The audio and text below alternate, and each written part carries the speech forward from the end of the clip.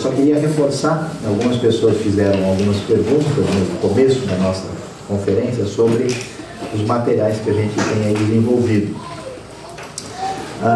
Algumas pessoas conhecem, outras não, a Bíblia de Estudo Esperança, uma Bíblia que tem 365 estudos, que é muito bom para dar para uma pessoa nova na fé, fazendo um discipulado. Ela tem perguntas que as pessoas fazem quando elas se convertem sobre Deus, sobre a Bíblia, né? Quem tem um contexto não cristão e quer saber coisas, por exemplo, se Deus é um só, por que tem tantas denominações?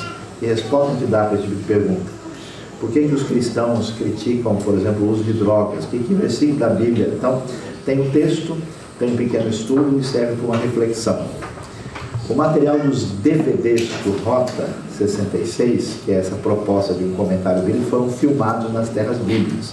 O livro de Atos está sendo muito usado em estudos bíblicos de pequenos grupos nas casas. A pessoa escuta, depois reúne ali o grupo e comenta aquilo que foi apresentado, né? Quando você vê, por exemplo, Cesareia, onde Cornélio se converteu, aí você vai ver onde foi, parece o lugar onde Paulo foi preso, os lugares arqueologicamente reconhecidos, e aí o comentário é feito assim. E o Rota 66, propriamente em CD 33, é uma explicação da Bíblia inteira, de Gênesis até Apocalipse. São 13 CDs, 613 estudos, 250 horas, que dá para você realmente aprender, e é um estudo bem contextualizado, bem a partir do texto bíblico e bastante bem humorado. Então, quando os amigos de Daniel estão na fornalha ardente, numa situação difícil, lá o título do estudo é Temperatura Máxima, e a pessoa tem que acompanhar para ver o que vem na sequência. Então tem várias coisas assim bem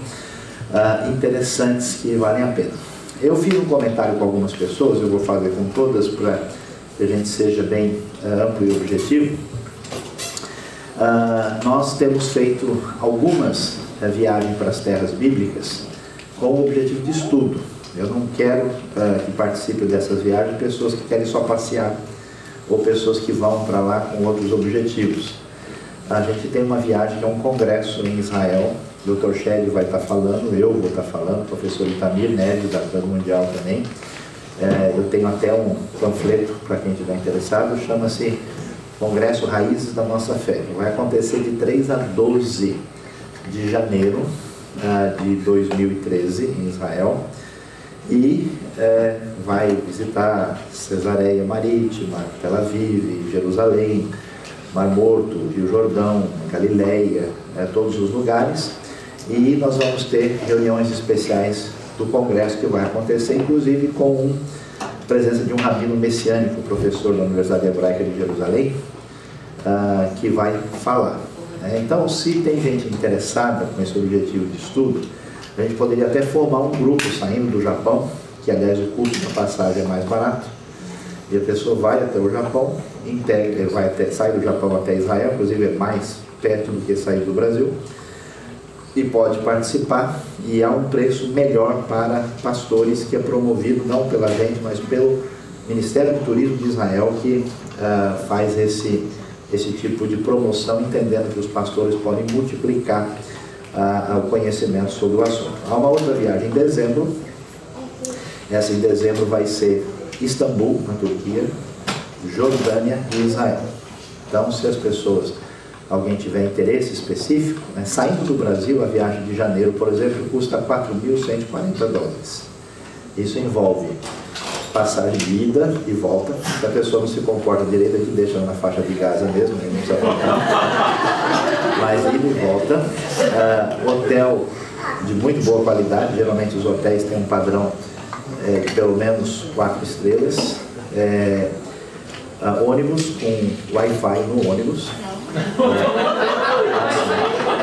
Exigência total, porque não tem como você não se comunicar com o mundo. Inclusive a pessoa está lá, mostra o que ele está vendo para as pessoas, o Wi-Fi funcionando muito bem, climatizado o ônibus, Israel é um país extremamente desenvolvido, e com almoço, janta, café da manhã, todas as entradas nos parques nacionais, nos museus, nos lugares que ir, e todo o trabalho feito de ensino dos guias locais, guia falando em português de verdade, não português macarrônico, português mais ou menos, Então é um trabalho sério que a gente já levamos uns 20 grupos para lá, mas a gente realmente quer que participe não gente que seja sacoleiro, nem que seja turista, mas gente interessada em aprender, porque a pessoa de fato complica o grupo se ele não tiver um objetivo sério, né? E eu me lembro de uma pessoa que foi no museu, o segundo museu, museu de novo, que isso, só tem pedra aqui, né?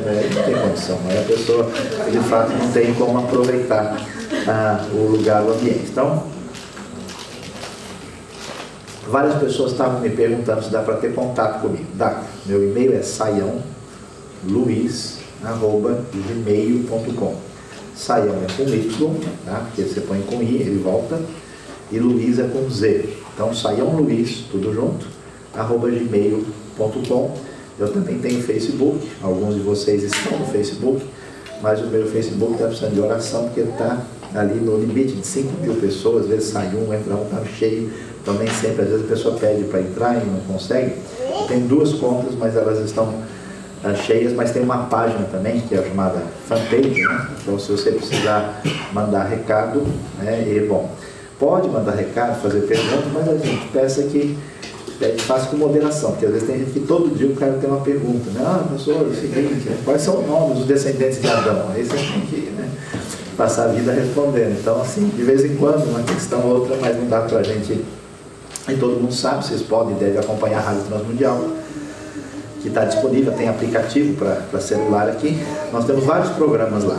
O Conversando com o Luiz Saião, que são só de perguntas teológicas, o Rota 66, Fé e Sociedade, 180 Graus, que é um programa muito interessante de discipulado, bem legal, que a gente participa com 2 ex-alunos meus que também estão envolvidos em ministério junto com a gente, e alguns outros programas interessantes da própria rádio. Mas vamos lá, vamos continuar pensando sobre a questão do tema de missão hoje, falando sobre o Espírito Santo e a missão da igreja e falando sobre algumas coisas interessantes.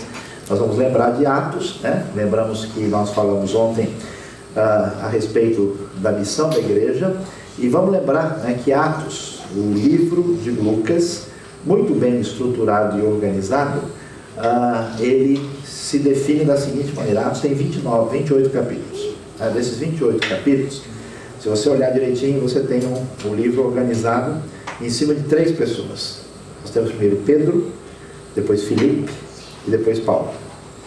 Pedro apresenta o Evangelho em relação aos judeus, Filipe aos samaritanos e Paulo aos gentios. Então, quando você pega Atos 1:8, dizendo que vai descer, né, poder sobre os discípulos, eles haveriam de ser testemunhas em Jerusalém e Judeia, ministério de Pedro, Samaria, ministério de Filipe, que são os samaritanos, são meio judeus, não são aceitos por serem diferentes e terem criado uma religião que competia com a religião judaica. E os confins da terra, ministério de Paulo na expansão do Evangelho aos gentios, começando na primeira viagem missionária, que a gente sabe muito bem, que começa ali em Antioquia da Síria, com uma igreja já gentílica, e aparecem as 3 viagens missionárias que são descritas em Atos, desde o capítulo 13 até capítulo 20, quando depois Paulo vai ser preso em Cesareia Marítima e ficar preso lá do ano 57 ao ano 59. Depois ele vai fazer a sua viagem famosa para Roma, onde vai acontecer o naufrágio, ficar na ilha de Malta e chegar no começo do ano 60 em Roma, no finzinho do inverno, quando já pode navegar no Mediterrâneo, e ficando preso em Roma do ano 60 a 62, daí ele é solto e vai aí ter a sua vida, mais uma 4ª viagem que a gente consegue depreender a partir das epístolas pastorais, 1ª e 2ª Timóteo e Tito, e Paulo vai terminar a vida ali em Roma, sendo, portanto, decapitado, já que como cidadão romano ele não podia ser crucificado, como foi o caso de Pedro, e aí terminando a vida por volta do ano aí 65 a 67, dependendo do autor, né? Não sei se vocês anotaram tudo, as datas vão cair na prova daqui a pouco, e a condição é para a gente poder almoçar na sequência, né? Então, começa falando aí, o texto de Jerusalém, o templo que mostra lá, Samaria, região elevada de montanhas, no centro ali da terra de Israel, terra dos samaritanos, aliás, que existem até hoje, fazendo sacrifícios do jeito que se fazia no Antigo Testamento, uma comunidade pequena, especialmente na cidade de Nablus, e também na terra de Israel mesmo, em Holom, tem uma outra comunidade, e ele chega em Roma, que é, na época, os confins da terra. É o centro do império, né? Roma é uma cidade do Império Romano, que na época tem 60 milhões de habitantes, e a cidade por volta de 1,5 milhão, considerada uma cidade colossal. Essas são as ruínas presentes até hoje do famoso Fórum Romano, que está lá na região central da cidade de Roma.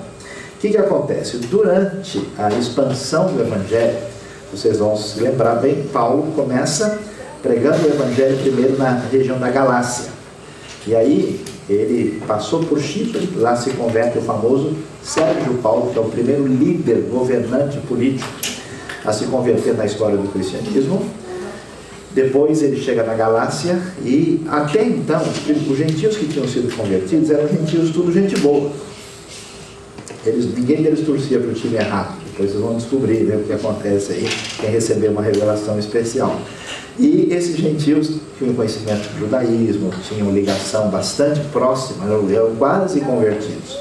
Só que os gentios da Galácia não, eram tudo carne de pescoço, era um pessoal selvagem mesmo, bem ignorante, cru, assim, como se fosse uma tribo de índios, assim, sem conhecimento de nada. Eles se convertem e surge uma crise grande. Qual é a crise que a igreja vai enfrentar? Como é que a gente faz para esses gentios fazer parte da igreja? Por quê? Porque até então a igreja era só judaica, não tem gentio, tem um ou outro. Agora esse pessoal se converte, então eles fazem uma reunião famosa, que é o Concílio de Jerusalém, que acontece no ano 49, descrito em Atos capítulo 15, para decidir o que fazer. E versículo 20 do capítulo 15 vai ter a decisão do Concílio de Jerusalém, como é que esses gentios deveriam poder fazer parte da comunidade para interagir com o pessoal diferente que era judeus. Está vendo? Convivência de cultura diferente. Como é que a gente faz para fazer o meio de campo e cada um ceder a sua parte para eles conviverem como irmãos? Aí Paulo volta na segunda viagem missionária. Ele volta confirmando as igrejas ali, e nós vimos ontem, ele vai chegar na região, lá na parte ocidental da atual Turquia, e aparece o homem da Macedônia pedindo para ele passar para o outro lado, e ele vai para a Grécia. Ele chega na Grécia, e na Grécia ele vai iniciar a sua jornada na famosa cidade de Neápolis. Até hoje Neápolis Central tem a Baía de São Paulo, onde ele chega e bota o pé na Europa pela primeira vez. De Neápolis ele vai para Filipos, depois Tessalônica, Bereia, e vai descer para Atenas. E aí vai acontecer um negócio interessantíssimo, e você preste atenção, porque como é que Paulo vai se comportar em Atenas? Diz o texto de Atos 17, verso 22 em diante, que então Paulo levantou-se na reunião do Areópago, lugar que está disponível para os visitantes de Atenas visitarem até hoje, lugar lá antigo da Acrópole, da cidade antiga, e disse: atenienses, vejo que em todos os aspectos vocês são muito religiosos, pois andando pela cidade, observei cuidadosamente seus objetos de culto e encontrei até um altar com essa inscrição: ao Deus desconhecido. Imagina, é como se Paulo tivesse entrado num templo shintoísta. Ora, o que vocês adoram, apesar de não conhecerem, eu lhes anuncio. E aí, vamos entender como é que funciona a obra missionária, como é que a gente faz a coisa, porque você sabe que é complicado, é meio perigoso, né? Se você erra, o resultado é complicado. Eu conheço gente que foi fazer a obra missionária e se atrapalhou porque não entendia. Igual as duas missionárias brasileiras que foram para a África, num determinado lugar, e ninguém levava elas a sério. Elas falavam, todo mundo virava a cara, e aí depois de muita pesquisa eles descobriram que nenhuma mulher séria toma limonada. Onde já se viu? E eles entendiam naquela região que limonada era anticoncepcional. E vendo aquelas mulheres, as duas missionárias sozinhas, solteiras, que viviam tomando limonada o dia inteiro, falaram: essas mulheres não são sérias. Onde já se viu uma pessoa que ama Deus tomar limonada? Quer dizer, limão nada tem a ver com isso, mas o que acontece é que elas não entenderam que aquilo era uma coisa que criava um obstáculo para a pregação do Evangelho, para a obra missionária, e a gente precisa entender aprender com Paulo como é que a gente faz a coisa direito para pegar o queijo e não ter problemas aí sérios na compreensão da realidade. Vamos lá, pensando sobre a grande diversidade da obra missionária, da realidade do mundo de hoje. Então a gente vai falar um pouquinho sobre a necessidade da contextualização e ver o enfoque teológico que a Bíblia traz sobre isso. E vamos ver, porque uma coisa é a gente pensar e achar que o negócio é do jeito. Outra coisa é a gente entender como é que isso se encaixa no ensinamento bíblico, no ensinamento teológico, que vai mostrar para a gente qual é a maneira correta de lidar com essa questão. O que é a contextualização? Contextualização é a capacidade de se adequar, na hora de comunicar qualquer coisa, ao universo das pessoas que estão ouvindo. É a capacidade que uma pessoa tem, por exemplo, mesmo sendo adulto, de brincar com uma criança. Então ele vai no chão, ele faz o barulho do carro, ele empurra, ele brinca com a criança, ele imita o leão, né? Ele faz um monte de coisa. Quer dizer, lógico, espera-se que não seja esse o comportamento dele, por exemplo, na fábrica ou em qualquer lugar de trabalho, que não vai dar muito certo, né?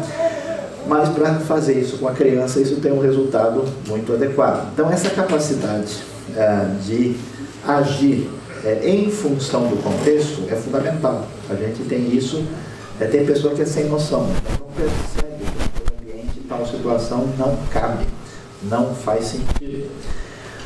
E de onde a gente tira essa ideia de contextualização na Bíblia? Ela é decorrente da ideia da encarnação. Por quê? Como é que funcionam os deuses do mundo? Os deuses pagãos são deuses de tal forma limitados e ligados à realidade das pessoas que eles não são diferentes das pessoas. Os deuses pagãos brigam, eles arrumam confusão, um mata o outro, sai correndo, se esconde na montanha. Alguns são piores do que as pessoas. Eles só são, aparentemente, de acordo com os seus adoradores, são mais fortes, mas eles são igual a todo mundo. Já a ideia da divindade que predomina, por exemplo, no islamismo, é uma ideia de um Deus tão distante, tão forte, que a gente tem que né? Render-se, surrender em inglês a gente diz, né? Entregar-se sem nenhuma capacidade de fazer nada. Existe uma espécie de fatalismo, né? Essa ideia do destino, essa ideia de que a coisa está escrita nas estrelas, está definido, não há o que se possa fazer. A Bíblia vai mostrar que somente na fé cristã Deus é suficientemente grandioso, poderoso, transcendente, ao mesmo tempo ele se tornou próximo de nós.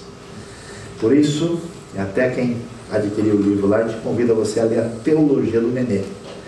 Deus resolveu, ao invadir a história humana, em vez de chegar de maneira guerreira no exército, em vez de chegar cercado de anjos como grande conquistador, ele nasceu na manjedoura em Belém da Judeia. Então, o fato de Deus resolver, na pessoa de Cristo, sentir as nossas dores, identificar-se conosco, isso traz o que a gente chama da essência do pensamento bíblico, que é a encarnação. Tu deixaste, Jesus, o teu reino de luz e baixaste este mundo tão vil, diz o hino antigo, um presépio em Belém, tu, Jesus, tudo bem, escolheste por berço infantil. Essa atitude é que é a base do altruísmo cristão. O que quer dizer isso? Que eu saio da minha realidade para me aproximar das pessoas. Qual é o segredo da boa comunicação na vida? É escutar os outros. Eu conheço gente que é tão doida que ele nem consegue conversar com ninguém. Você nunca viu aquelas duas pessoas que se encontram e um começa a contar uma história e o outro conta a história dele em cima e cada um fica contando a sua própria história, um interrompe o outro, aquela conversa de maluco. No fim, volta os dois felizes, saindo, cada um contando a história para si mesmo e ninguém escutou a história um do outro. Coisa completamente maluca. Porque a pessoa nem presta atenção na realidade do outro, nem observa o que agrada. Marido e mulher se confundem e brigam porque não presta atenção no que é importante e prioridade para o outro. Essa a situação de altruísmo é exatamente ir na direção da realidade da outra pessoa. Pensando sobre isso, nós vamos ver uma história muito interessante que vai ajudar a entender muita coisa da Bíblia, que tem a ver com um personagem muito diferente, estranho, misterioso chamado Melquisedeque, que vai aparecer no livro de Gênesis. Vamos dar uma olhadinha? Gênesis capítulo 14, a partir do verso 17. Vamos prestar atenção. Eu preciso só de uma sinalização aí exata, porque nós estamos com o nosso horário bem controlado e organizado aqui, né? A gente vai aqui mais ou menos vai até umas 11 horas, depois tem um intervalo para o café, aí depois a gente volta para almoçar exatamente a 1, porque hoje a gente sai mais cedo, tem que entregar o lugar aqui mais tardar 5 horas, então eu estou precisando de um relógio aí, isso, o Vitor já está trazendo para a gente aqui, para a gente tentar funcionar organizadamente e honrar a terra nipônicas de maneira mais objetiva possível aqui, seguindo para a gente poder ter o proveito melhor possível. Então vamos lá, Gênesis 14. Voltando a Abrão, da vitória sobre Quedorlaomer, olha que nome, né?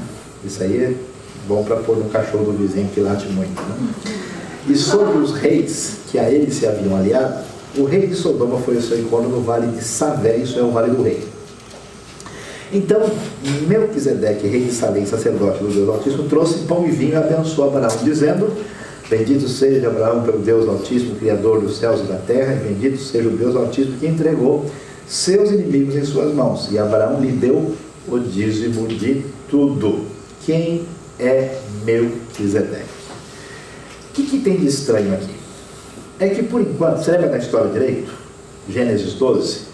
Como é que é a lógica de Gênesis? Você lê Gênesis, você vê que Deus cria o homem, nós temos a história de Adão e Eva, aparece a criação do universo, a criação do homem no capítulo 1, depois o foco em Adão e Eva no capítulo 2, a queda, o pecado, que acontece no capítulo 3, e aí, Gênesis de 4 a 11, tem assim o aprofundamento da queda.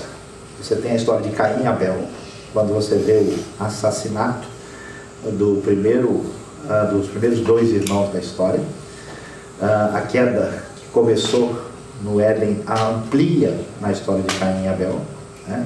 Os dois vão oferecer um culto ao Senhor, e aí, como Caim é reprovado, ele fica com ódio do irmão e mata o irmão. O primeiro assassinato da história começou na igreja, começou num culto. A igreja é o lugar mais perigoso da terra, então cuidado. Aí você tem, na sequência, uma genealogia, final do capítulo 4, capítulo 5, de 6 a 9 o dilúvio, genealogia do capítulo 10, depois a Torre de Babel. Então você vê o homem piorando na história da primeira família, o homem piorando na história das primeiras civilizações decorrentes de Caim, que é a história do dilúvio. Aí a decadência chega num ponto que o pessoal falou que ia fazer uma torre que pudesse chegar nos céus. Então não era o movimento do sem terra, mas do sem céus, que queriam invadir o céu e tomar o lugar. Nós vamos lá invadir a morada, né, da divindade e ocupar o espaço lá. Com essa decadência total, com essa maldade, o julgamento de Deus cai sobre o homem, né, no dilúvio, na Torre de Babel. E aí, quando chega no auge da arrogância humana, a Bíblia entra de maneira muito especial dizendo: falou então o Senhor a Abraão, dizendo: sai da tua terra, do meio dos teus parentes, e vai para uma terra que eu... O que quer dizer isso? Que em vez de ser um Deus que eles procuravam, um Deus feito à imagem e semelhança do homem, Deus aparece e propõe uma aliança, que é a maneira antiga e complicada de dizer parceria do mundo antigo. Deus propõe uma aliança, uma parceria com Abraão. Essa aliança vai ser descrita no capítulo 15, 17. E você vê, por enquanto, Deus está atuando na vida de Abraão para construir a aliança e aquilo que vai se tornar a história da redenção. Só que o que é impressionante? De repente, nesse mundo caído, nesse mundo complicado, que não tem ninguém que conhece a Deus de verdade, já que todo mundo se afastou de Deus, aparece esse rapaz Melquisedeque. Esse Melquisedeque não faz parte da família de Abraão, ele não está ligado a essa aliança. No entanto, Abraão o encontra e ele vai ser tão importante que ele vai ser considerado um tipo de Cristo. Você vai ver isso lá no livro de Hebreus, e aí tem que entender qual é a razão disso, né? Você vai entender qual que é o significado de Jesus quando ele aparece na revelação do Novo Testamento. Jesus tinha que convencer quem? Os judeus que conheciam a revelação bíblica do Antigo Testamento. Jesus precisava ser 3 coisas. Quais são as 3 coisas que ele tinha que ser?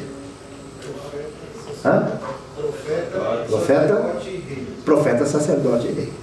Jesus pode ser profeta?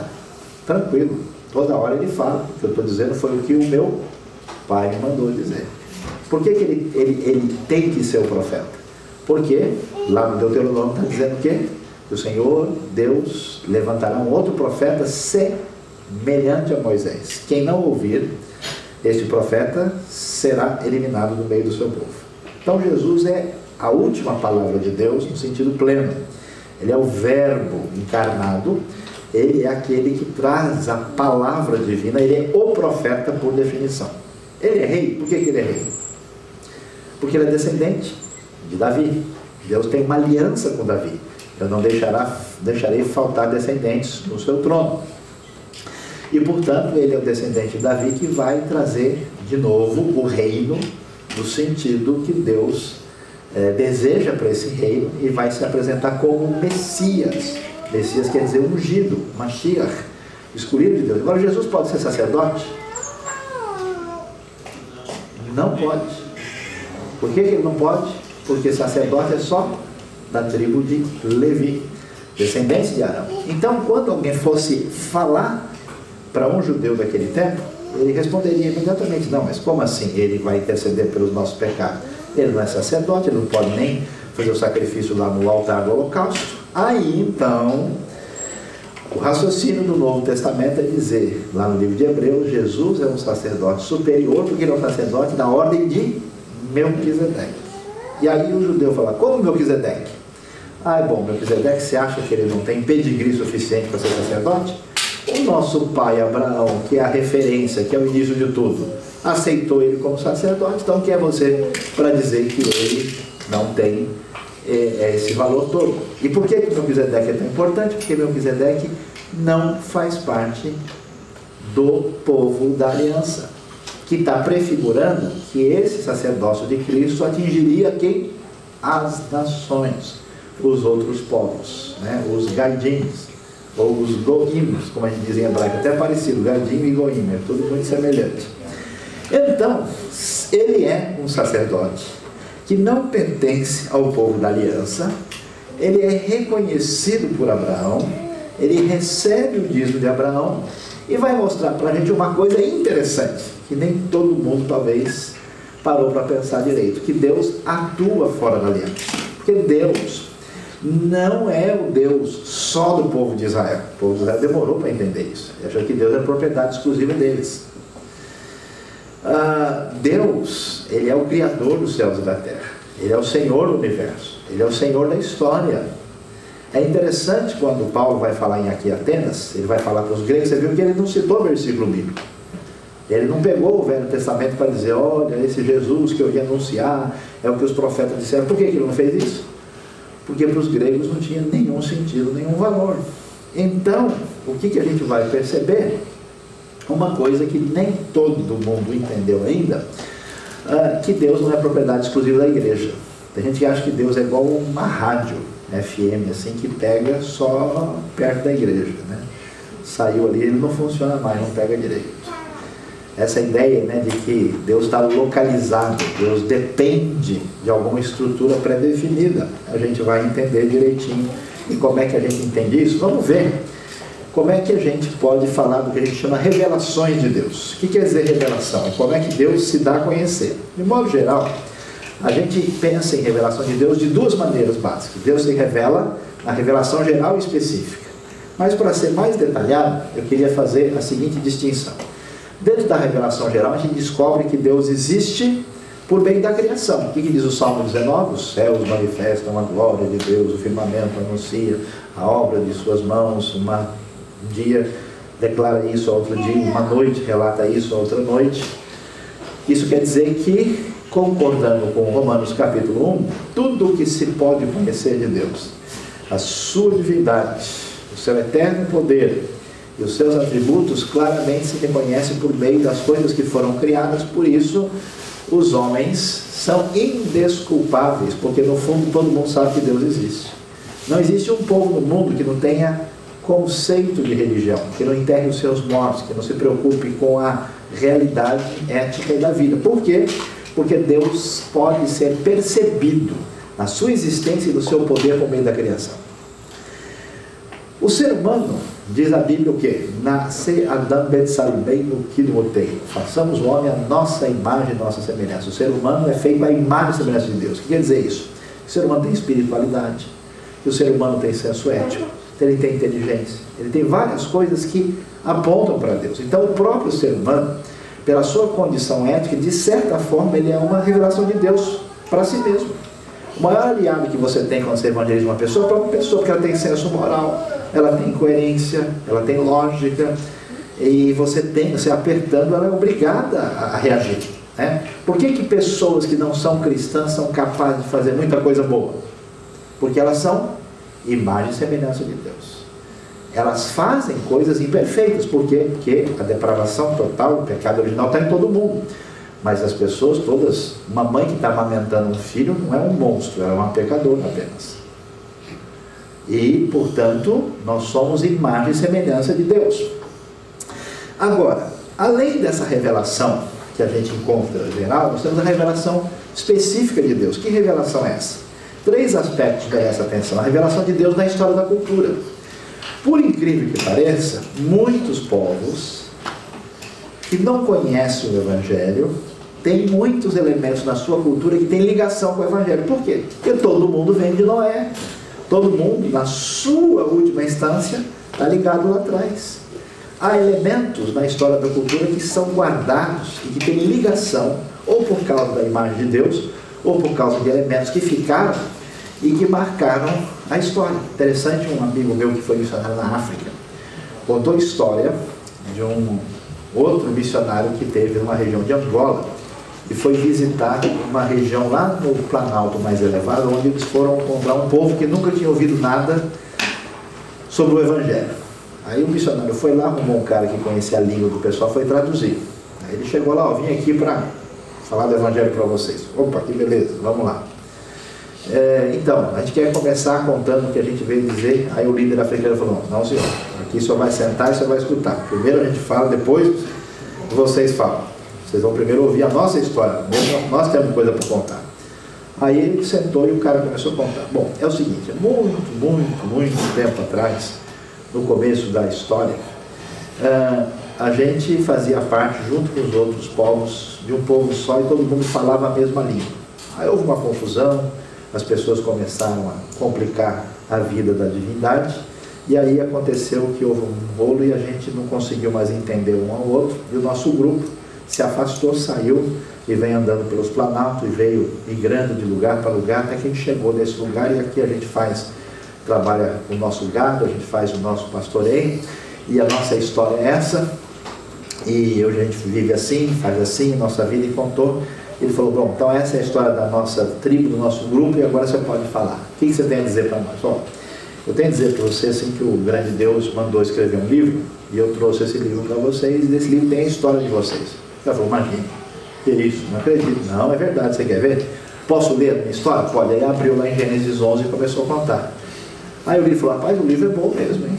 Esse livro é interessante, não é que o livro tem muito a dizer para a gente? E aí ele abriu espaço para ouvir o Evangelho. Então o que significa isso? Que nós, mesmo num povo pagão, sem nenhum contato, conhecimento com o Evangelho, nós vamos encontrar elementos que têm a ver ou com o impacto da imagem de Deus no ser humano, ou com elementos da história da cultura que ficaram lá. A gente está acostumado, né? Qualquer coisa que a gente está afastado daqui, a gente pensa que é do demônio. O cara está andando na rua, tropeça, ele fala: está amarrado. Vai ver que está desamarrado o sapato. Esses dias alguém me perguntou lá no Brasil: pastor, a televisão é do diabo? Aí eu respondi: ó, se ele comprou, ele pagou, é dele, agora senão vai dar problema. Porque é tanto, vamos dizer, despropósito e visão equivocada que o pessoal não entende de fato o que está acontecendo. Isso significa que Deus é o Senhor da história, e que quando a gente entra em contato com uma cultura que não conhece o Evangelho, a gente não precisa chutar de frente. Vocês lembram, por exemplo, da história do Eliseu? O profeta Eliseu, quando ele curou o famoso general Naamã, da lepra. O Naamã, ele reconheceu que o Deus de Israel era verdade. Ele fala: Agora eu reconheço que não há Deus, senão Israel, e que existe o profeta dele aqui. Aí o Naamã vai embora, e ele fala para o Eliseu, fala, olha, o senhor me perdoe, porque eu acompanho o meu rei, e ele vai lá no altar do Deus Rimmon, e ele vai lá, tem que se inclinar, e eu vou lá, e eu acompanho ele. Eliseu fala para ele, vai em paz, porque ele sabe que ele não está fazendo isso de propósito, e não tem nenhuma ligação com isso, ele está ali simplesmente presença de corpo, né? Não é uma atitude de comprometimento e de intenção. Por isso, nós precisamos entender que essa história está presente, e a gente vai olhar em Atos 17, 28. Depois nós vamos deixar bem claro que a revelação completa, perfeita, adequada de Deus para o ser humano se dá na pessoa de Cristo Jesus, revelação única, porque Ele é a imagem visível do Deus invisível. Colossenses 1,15, é o Verbo que se fez carne, Deus manifesta entre nós, o Emanuel. E a revelação objetiva, né, específica, clara, nas Escrituras, que 2 Timóteo 3,16 diz que toda a Escritura é divinamente inspirada e é proveitosa para ensinar, para corrigir, para instruir na justiça. Nesse sentido, a Bíblia é a única palavra de Deus, clara, definida, revelação para nós, mas bem entendido. A Bíblia é a revelação que tem o objetivo de explicar qual é a nossa origem e a origem do universo, qual é a origem dos nossos problemas, de onde veio o pecado e qual é o plano de Deus para nos resgatar. Por que é importante fazer isso? Porque tem pessoa que acha que a Bíblia é um manual, por exemplo, para fazer remédio para dor nas costas, e ela não é. A Bíblia não fala da vida das formigas, né? Uma vez alguém falou, a Bíblia não existe adolescente, porque essa palavra não existe na Bíblia, essa palavra é do mundo. Não existe, só existe jovem, criança e idoso. Adolescente é um conceito da psicologia, portanto não é verdade. Qual que é o equívoco dessa afirmação? É que a Bíblia não foi escrita para dar esse tipo de informação, que não é o objetivo do texto. Da mesma maneira que alguém, por exemplo, tentou achar a base bíblica da matemática. 2 e 2 mais 4 precisa ter a base da Bíblia para dar certo. Isso não faz sentido, porque a nossa revelação natural, Deus já nos deu capacidade. Sem Bíblia ou com Bíblia, 2 mais 2 dão 4 do mesmo jeito, né? Porque a pessoa até citava os versículos assim, Deus mandou, acrescentou que a cada dia os que iam ser salvos, as águas do dilúvio foram diminuindo, né? Mas aí quando chega nas outras operações, né? E agora, a ti Senhor eleva a minha alma, eleva a terceira, como é que funciona? Cosseno, secante, né? Cossecante, geometria espacial, nada disso faz sentido, é bobagem. Então vamos pensar como é que funciona essa questão da revelação de Deus, que é dada através, vamos dizer, da revelação geral, que marca a história, e a revelação de Deus que envolve a salvação. Para que alguém seja salvo, ele não pode fazer isso mediante a filosofia, mediante o raciocínio, ele precisa conhecer a palavra divina. Nenhum homem, o C.S. Lewis, quando se converteu, ele disse um negócio muito interessante. Ele, o catedrático de literatura na Inglaterra, ele afirmou, olha, uma das coisas mais impressionantes da mensagem bíblica é que eu sabia que isso não podia ter saído da cabeça de uma pessoa. Ele é contra a expectativa do ser humano. É uma coisa diferente. Então, o que acontece? Nós temos a ideia teológica na Bíblia que chama-se graça comum. O que é graça comum? É aquilo que Deus dá a todas as pessoas, independentemente da salvação. Deus é justo. Um dia um cara brigou comigo, pastor, é o seguinte, eu acho que Deus não é justo. Eu falei, você tem toda a razão, porque se ele fosse só justo, já tinha morrido agora mesmo. Ele é misericordioso também, então você tem chance de dizer a próxima frase. Porque se Deus fosse só justiça, cada vez que alguém pisasse na bola, o raio não erraria, já iria direto no sujeito. Então, por exemplo, saúde existe na pessoa que é crente e que é descrente. A chuva cai sobre quem? Os bons e os maus. O sol nasce para todos. Então, tantas coisas boas que Deus dá a todas as pessoas, a gente chama de graça comum. Essa graça comum não conduz necessariamente à salvação, ela é dada igualmente a crentes e descrentes. Mas a graça salvífica, a graça salvadora, que decorre do conhecimento da Escritura e da mensagem de perdão e salvação em Cristo, é ela que conduz o ser humano à salvação. É diferente. A graça comum, uma definição boa do Wayne Grudem, é a graça de Deus pela qual Ele dá às pessoas inumeráveis bênçãos que não fazem parte da salvação. É a graça disponível para todas as pessoas, tudo de que Deus dá. Tem gente interessante, né? Eu tenho visto pessoas muito, vamos dizer, controvertidas, que vivem muito tempo. A pessoa fala, mas o sujeito é tão ruim, tão carne de pescoço, e está vivendo 100 anos, está fazendo hora extra, já devia ter ido embora, né? Já não era para ter mais aqui. E o que a gente vai entender sobre essa história? Que a gente, entendendo isso, nós precisamos descobrir, se a gente quer fazer missões, pregar o Evangelho, evangelizar as pessoas, evangelizar o Japão, que nem tudo fora da igreja é demoníaca. Mundo não é uma ideia geográfica. A pessoa acha que mundo é uma coisa fora do ambiente da igreja.